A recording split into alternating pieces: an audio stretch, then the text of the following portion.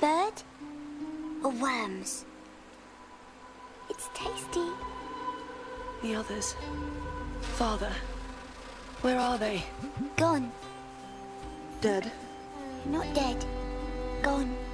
Gone where? Master Shen said I must hide. And did you? Yes. No. Well, a bit. Please, Kai, you have to tell me what happened. I got bored. I climbed a tree. I saw those soldiers again. And? They had Master Shen and some of the others. Did you see where they were taking them?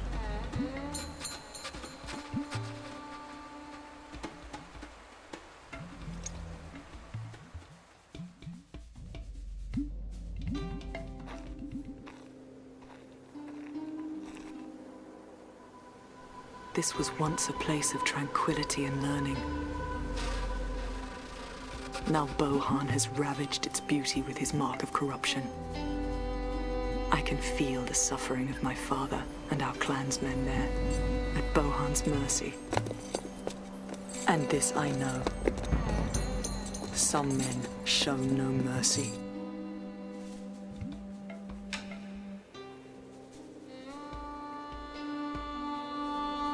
Kai.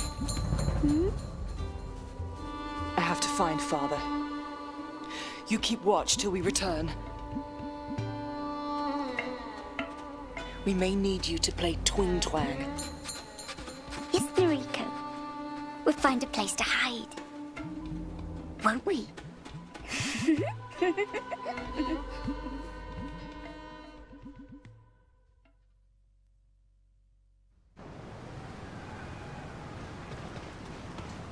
Heavenly Sword playthrough part, I think we're at 6 now or something like that. I gotta churn out more of these videos.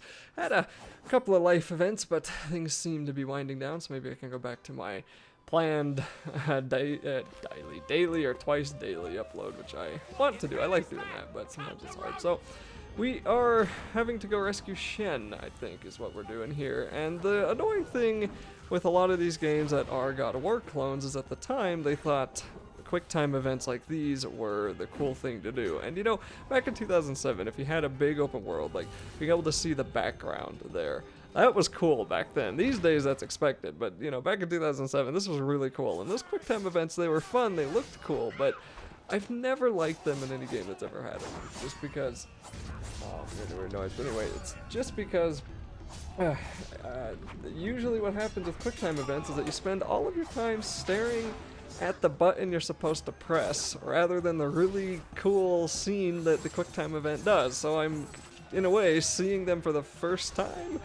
10th time, because I've played this game a lot before, but I'm kind of like actually seeing them when I'm watching the video rather than playing, because I'm not having to worry about pushing the button. And if you push the button wrong, usually you die and you have to do it all over again, or if you don't push it in time, you die and have to do it all over again, and it becomes, instead of a quick time, it's just a memorization event, and that's just stupid, you know, that's just dumb. So I'm glad that modern gaming seems to have completely eradicated quick time events. I don't think I've seen them in a game in probably over 5 years, at least not one that I've played. Maybe the new Devil May Cry had it. I know Devil May Cry was very, very big on quick time events. I don't know if the new one has it though, but I've never really played Devil May Cry a whole lot, so not too keen to find out either. But other than that, every other game I've played, they seem to be pretty good at completely eradicating those stupid quick time events. Up here is the only part of this kind of mini level. It's kind of hard to describe levels in Heavenly Sword. I also have a dog behind me, so if you hear whining, that's why. But anyway, it's kind of hard to describe levels in Heavenly Sword because you get the chapters, but then you get individual levels, but some of them are just so dang short, they don't really feel like levels. And in this case, just being up here fighting on this broken key thing, or circle, I don't even know what to call it, is this is the level. Once you kill all these guys up here, that's going to be done with that part. And then I think we get another quick time event, and then we get to do something else a little bit more interesting inside this chapter. I'm not going to be narrating a whole lot in the next video because it's a lot of cinematic type of fighting. So we get to fight I forgot what his name was. The guy with the blades on his back, his blade cape. And we get to fight him for the first time in the next video, and there's a whole lot of talking that he does, and I think he's one of the greatest characters in this game, so I'm not going to talk over that too much. But we're going to cut the ropes here, and that's going to make this thing fall down, and it's awesome to me how much fun that the people who made this game had with some of the characters, and just some of the cutscenes too, like the arm wrestling there, and we're toppling a giant pillar on them. I mean, come on, I love this game. I love how much fun they had when they were making this game. And this is going to be kind of the next game, or not game, next level for this chapter is this little area here. And you can always tell you're in a new place because it pops up on the right side of the screen and is like, hey, you got 2 out of 3 orbs. And as I mentioned before, the orbs get you all kinds of cool little collectibles, but kind of pointless, really. Some of them do unlock some new combos, but as I also said, I think the only combo that's really worth using is I think it's just square, square, square, something like that. It's a shield breaker. That's the only one that's really good. And I use the power stance a little bit early on in the game here because it seems to work against some of these guys, and it's an okay shield breaker on its own. But later on, I'm really not going to be using the power stance whatsoever because it's just pretty bad. These are going to be some of the newer enemies we're going to be running into in this game. Throughout the entire time we're playing is just slowly going to introduce new enemies, and as I said before, I'm just going to be using power stance against some of these guys. And one of the best things you can do is actually get the guys on the ground somehow and go over and just kind of kill them by pushing square. And you can tell when they're kind of groveling on the floor that they're going to be killable there with a kill move. And that's probably the easiest way to make sure that they stay dead, because if you're trying to kill them all just by hitting them, they're going to be flying everywhere and they're going to be blocking attacks, and you're going to be swapping enemies all the time, and you're not going to know who has which amount of health or which one you've attacked, 6 times, which one you've attacked twice, and it's just a little bit better thinning out the enemies if you can kill them on the floor here, which I try to make an effort to do, but it can be a little bit difficult to get over to them sometimes. And we seem to have gotten this group of enemies down pretty low already.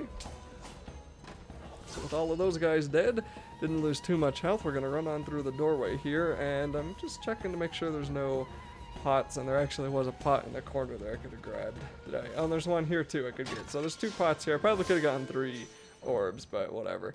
And once we're here, I think we're going to start using our L1, our other light attack. We're going to start using it to block a couple of arrows that will be shot at us. So this will be another level, I guess, and we got to get across the bridge. So when we see those guys glowing, they're going to fire volleys of arrows at us, and we need to open up the other stance, not the power stance, which I did there for some reason. We need to open up this one and just start swinging our swords when the enemies start glowing. And this is not the first time, this is not the only time we're going to be running into these guys that are going to shoot stuff at us. So pretty much from this point onward, when we see these arrow guys glowing their bodies, we need to turn into this light power stance, or this light stance, whatever they call it in this game, and just swing away